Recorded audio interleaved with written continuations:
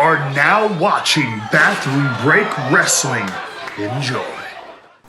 I went to Newcastle to speak to Adam Pacitti, an online personality who has helped amass over 1 million YouTube subscribers, talking all things wrestling as part of What Culture and now Cultaholic. I think there is a desire for wrestling to return to British TV. I think that's, it was so huge in the 70s and the early 80s that there's an appetite that is still there. And, when you talk about wrestling to a British audience, people who grew up with that, they talk about Big Daddy, they talk about Kendo Nagasaki, they talk about Giant Haystacks. They don't talk about the people that perhaps you and I would talk about. We would go to Rock, Austin, Triple H, all those kind of guys. There's still a fan base there, and I think with WWE's distribution in the UK, it can be quite difficult for UK audiences to catch up with what WWE are doing. If you don't have Sky, you're probably unfamiliar with a lot of what WWE do. So a time slot like they've got on Saturdays on ITV, I think it's a tremendous opportunity for wrestling to be prevalent in the UK and reflective of how brilliant the UK scene is at the moment.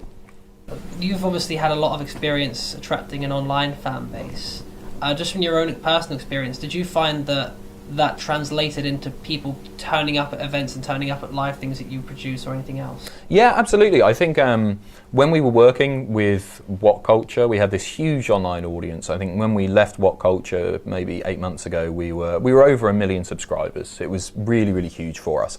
But a lot of those subscribers were very WWE centric, and if you're not talking about the guys that they see on their screens every week and want to discuss, then they might not be interested. So, the initial WCPW episodes, when we produced those, they did really big figures for us. They did sort of 200,000 people. I think 25,000 people were watching live on YouTube, which was huge.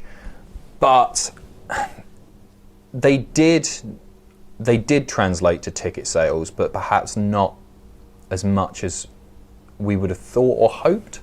I think a lot of that comes down to our audiences all over the world, and if we're running a show in Newcastle, only 0.1%, if that, of people watching the advertisement video that gets put online are actually going to be within reach of coming to Newcastle and seeing those shows.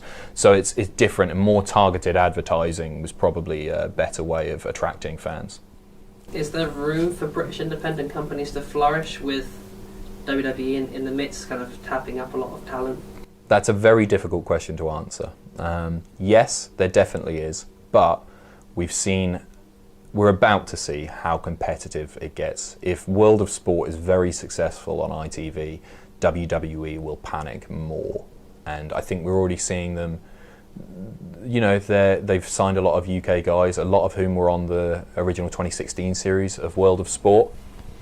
And we've seen companies like Progress on ICW who now have links with WWE.